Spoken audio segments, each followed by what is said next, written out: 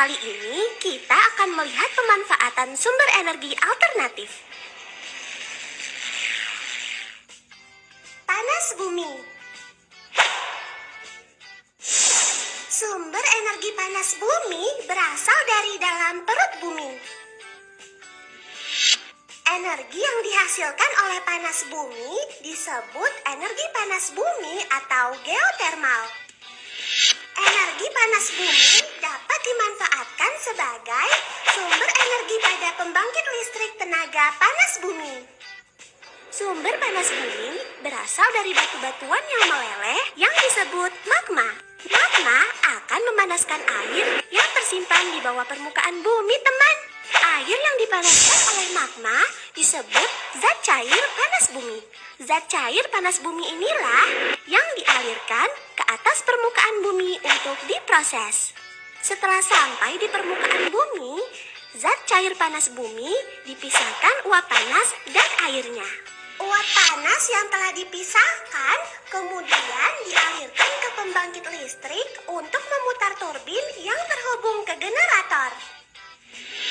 Putaran turbin akan menghasilkan energi gerak yang selanjutnya akan diubah oleh generator menjadi energi listrik. Zat cair panas bumi yang suhunya telah berkurang dikembalikan ke bawah permukaan tanah untuk dipanaskan kembali oleh magma. Biomasa. Biomasa merupakan sumber energi yang berasal dari hewan atau tumbuhan. Saat ini terdapat 3 jenis biomasa yang sudah dikenal luas, yaitu biogas, biodiesel, dan bioetanol. Biogas merupakan bahan bakar bio yang berasal dari hasil fermentasi sampah organik seperti kotoran hewan atau sampah tumbuh-tumbuhan. Pembuatan biogas dimulai dengan mengumpulkan sampah organik ke dalam bak penampungan yang sudah tidak ada unsur oksigennya. Sampah organik yang dikumpulkan akan terfermentasi dan menghasilkan gas metana. Gas metana inilah yang dapat dimanfaatkan sebagai bahan bakar pengganti minyak tanah atau gas LPG. Bahan fermentasi sampah organik juga dapat dimanfaatkan sebagai pupuk loh, teman. Biodiesel merupakan sumber energi yang dapat menggantikan bahan bakar solar untuk mesin diesel. Biodiesel berasal dari minyak sayur atau lemak hewan. Yang kalian lihat saat ini adalah proses pembuatan biodiesel dari buah kelapa sawit. Perhatikan, buah kelapa sawit yang masih muda digiling kasar dan dipisahkan dari bijinya. Setelah itu, gilingan kelapa sawit di oven hingga berubah warna menjadi coklat. Buah kelapa sawit yang telah di oven dimasukkan ke dalam tabung berleher 3, kemudian dicampur dengan cairan metanol dan abu. Cairan metanol digunakan sebagai pelarut, sedangkan abu digunakan untuk mempercepat pembentukan biodiesel. Campuran tersebut dipanaskan dengan api, setelah itu disaring dan didiamkan selama 1 malam. Setelah 1 malam, cairan akan terpisah menjadi 2 bagian. Bagian atas adalah biodiesel dan bagian bawah adalah gliserol atau lemak tunggal. Kedua cairan kemudian dipisahkan. Cairan biodiesel siap digunakan untuk mengisi bahan bakar mesin diesel.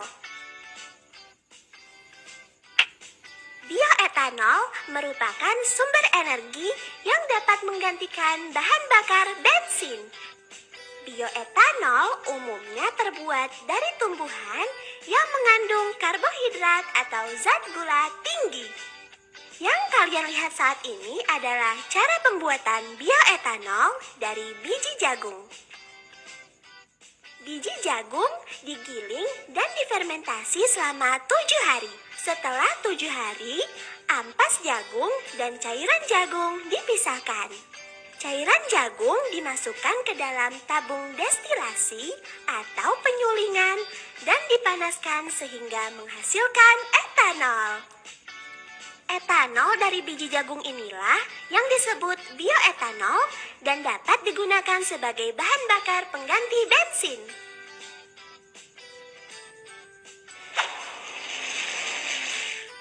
Angin. Angin merupakan gerakan udara yang terjadi karena perbedaan tekanan. Energi gerak dari angin dapat diubah menjadi energi listrik dengan alat yang menyerupai baling-baling besar.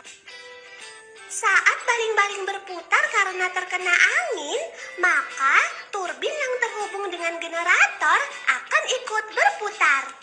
Generator akan menghasilkan listrik, kemudian dialirkan melalui kabel-kabel listrik untuk digunakan. Air. Seperti kita tahu bahwa air mengalir dari tempat yang tinggi ke tempat yang rendah. Gerakan alami air tersebut dapat kita manfaatkan menjadi energi listrik.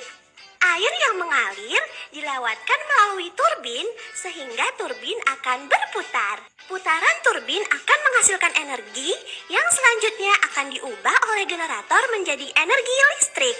Listrik yang dihasilkan generator akan dialirkan melalui kabel-kabel listrik hingga dapat digunakan untuk kehidupan sehari-hari. Gelombang air laut. Gelombang air laut adalah pergerakan naik turunnya air laut yang disebabkan oleh angin. Gerakan gelombang air laut tersebut ternyata dapat dimanfaatkan menjadi energi listrik. Gelombang air laut akan menggerakkan alat sehingga terjadi gerakan ke atas dan ke bawah seperti memompa. Air dari dalam laut akan memompa ke atas dan dialirkan untuk menggerakkan turbin. Energi gerak yang dihasilkan turbin akan diubah menjadi energi listrik oleh generator. Air yang telah digunakan untuk memutar turbin akan dikembalikan lagi ke laut. Matahari. Energi yang dihasilkan oleh matahari disebut energi surya. Energi surya dapat dimanfaatkan sebagai tenaga listrik melalui panel surya atau biasa disebut solar cell. Panel surya dipasang menghadap ke atas untuk menangkap sinar matahari. Panel surya terdiri dari 2 lapisan semikonduktor. Bagian atas bermuatan positif dan bagian bawah bermuatan negatif. Bagian bermuatan negatif akan menangkap energi dari matahari lalu akan dilepaskan ke lapisan bermuatan positif.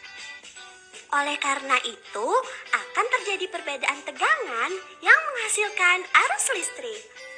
Listrik akan distabilkan arusnya oleh alat konversi dan siap digunakan.